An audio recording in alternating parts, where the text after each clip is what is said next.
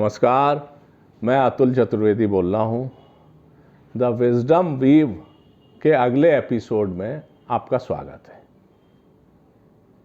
इस एपिसोड में मैं अपने पुराने YouTube वीडियोस और ब्लॉग पर जो लिखता रहा हूँ अपनी विदेश यात्रा से संबंधित अतुल्स डायरीज के शीर्षक से उस चर्चा को आगे बढ़ाऊंगा। पहले मैं बता चुका हूँ कि कैसे मैंने एक्सपोर्ट का व्यापार करने की ठानी और Dubai, Doha, Bahrain, Egypt, England, France, Switzerland आदि देशों को होता हुआ, वहाँ के व्यापारियों से मिलता हुआ और मैं पहुँच गया था जर्मनी। जर्मनी के कई किस्से हैं, लेकिन आज जब मैं इस एपिसोड की रिकॉर्डिंग कर रहा हूं तो हिंदी तिथि है एकादशी। और ये जो एपिसोड मैं सुनाने जा रहा हूं, इस एपिसोड में चर्चा उसी एकादशी की करूंगा कि एकादशी की वजह से मैं कैसे धर्म संकट में पड़ गया था जर्मनी देश के हाइडेलबर्ग शहर में। किस्सा कुछ इस तरह से है कि मैं जर्मनी पहुंचा, 1991 की बात है, अक्टूबर का महीना था। हाइडेलबर्ग शहर में इस्कॉन के गेस्ट हाउस में मैं रुका था। मैं इस्कॉन और यूथ हॉस्टल की लाइफ मेंबरशिप लेके विदेश गया था। उसका ईमानदारी से मुख्य कारण ये था कि मुझे कोई आइडिया नहीं था, तो रहने की आवश्यकता हो, खाने की आवश्यकता हो, तो ये सुविधाएं इस्कॉन में आराम से मिल जाती थी और यूथ हॉस्टल में भी रहना संभव था। और मैं इंग्लैंड में, लंदन में, फ्रांस में, पेरिस में यूथ हॉस्टल में रुका था। अब मैं जर्मनी में इस्कॉन में रुका हुआ था। जब मैं हाइडेलबर्ग पहुंचा और वहां पर पहुंच के इस्कॉन के गेस्ट हाउस पहुंचता हूं, तो जैसे ही उन लोगों को मालूम पड़ा कि मैं फिरोजाबाद से हूं, जो ब्रज का इलाका है, मथुरा के पास का इलाका है, श्री कृष्ण जी जहाँ पैदा हुए थे, भगवान श्री कृष्ण, उस इलाके के पास का इलाका है, तो वो लोग एकदम से अभिभूत हो गए। और वो लोग जब तक मेरी समझ में आए, मेरी अटैची और मेरा सामान ये लेके, और जिस कमरे में मुझे ठहराना था वहाँ पर एकदम लेके और अटैची एक मंजिल तक लेके वो दौड़ के चल दिए। ऐसा उनका भक्ति भाव था। इस्कॉन के गेस्ट हाउस में मैं जिस कमरे में रुका था उसमें मेरे अतिरिक्त 2 भारतीय और थे। एक कलकत्ते के नौजवान विकास वाफना जी थे, जिनका पब्लिशिंग का काम था। हालांकि 1991 की जर्मनी की यात्रा के बाद मेरा उनका ना कोई संपर्क हुआ, ना मुलाकात हुई है।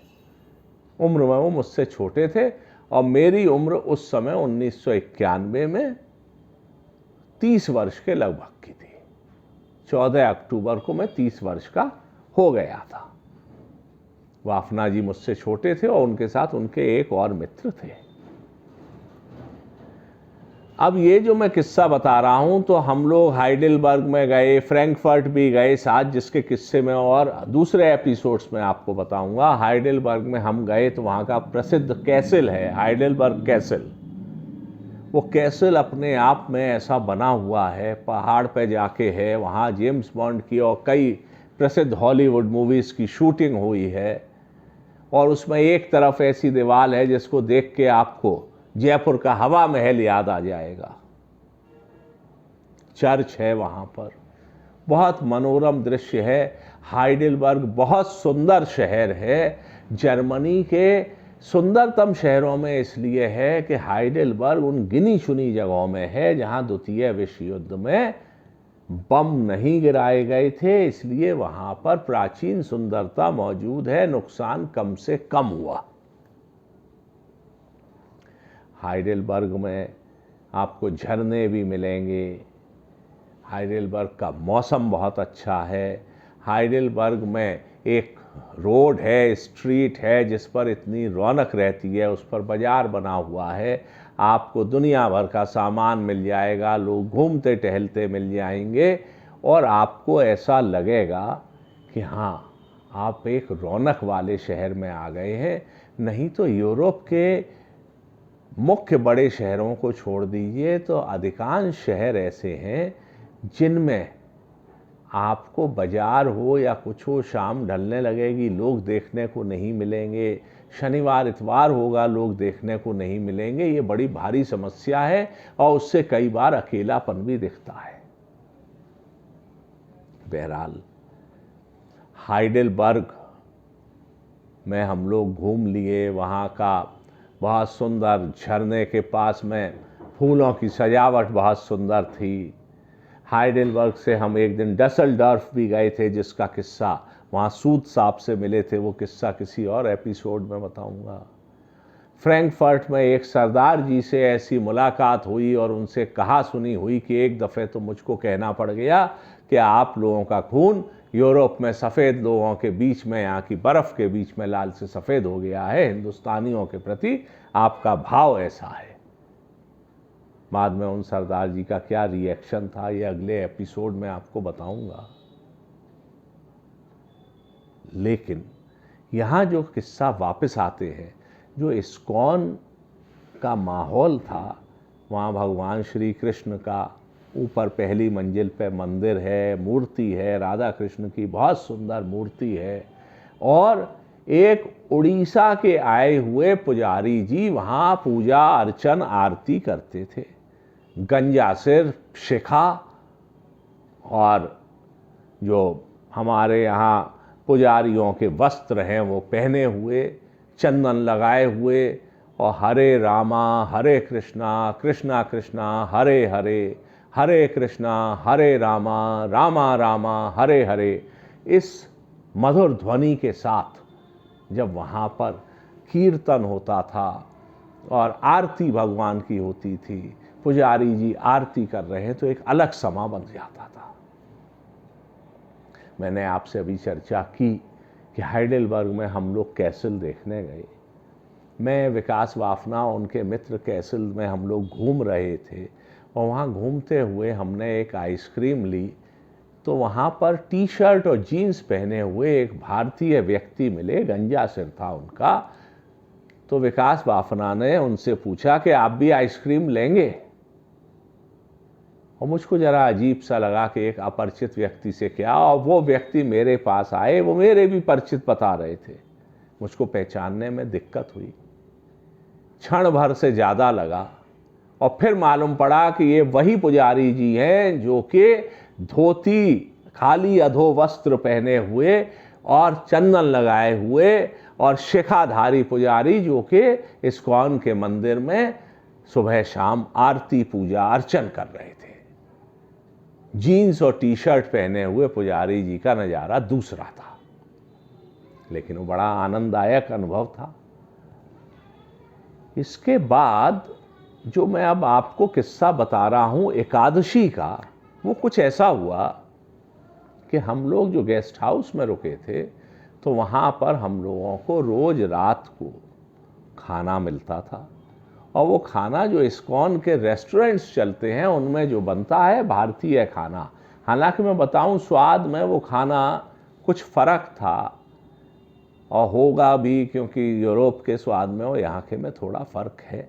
हालांकि फ्रैंकफर्ट में भारतीय स्वाद का खाना हमको कई जगह और एम्स्टर्डम में, हॉलैंड में बहुत अच्छा भी मिला, उसकी चर्चा फिर कभी।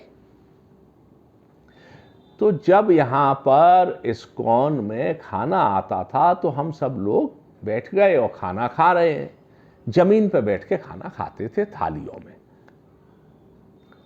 वहाँ डोंगे आ गए, कटोरे कटोरी आ गए, उनसे आपने अपनी थाली में, प्लेट में खाना लिया और खाया।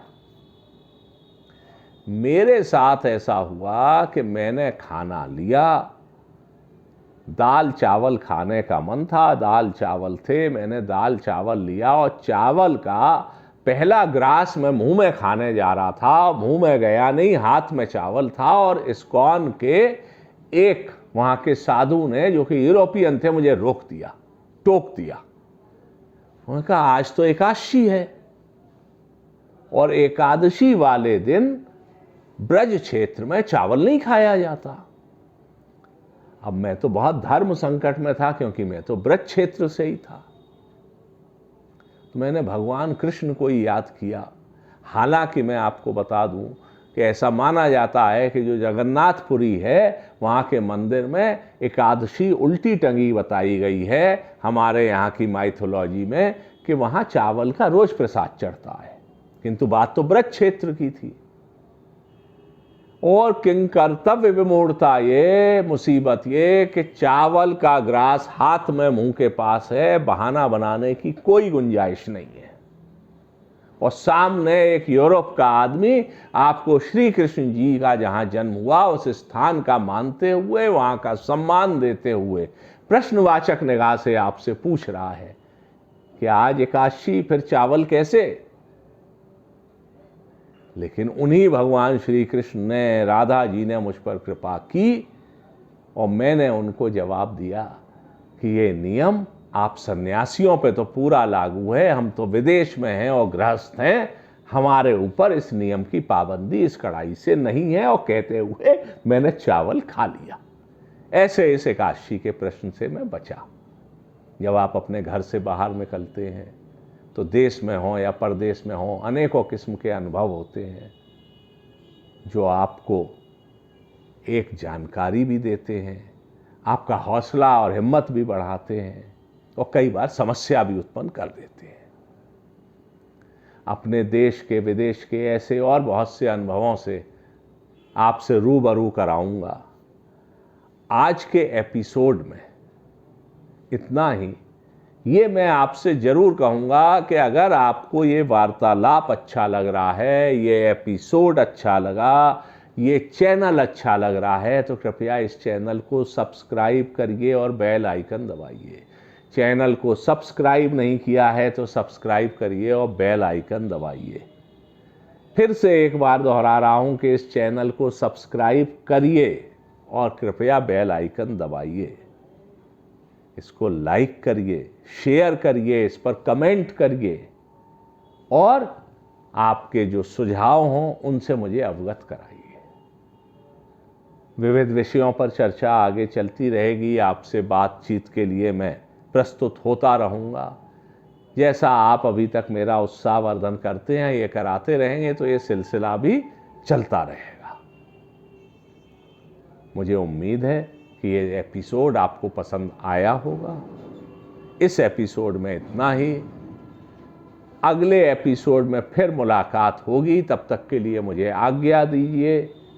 आपका दिन शुभ हो, आपका समय अच्छा रहे और अगले एपिसोड में खुश मिजाज से हमारी आपकी मुलाकात फिर हो। धन्यवाद। नमस्कार।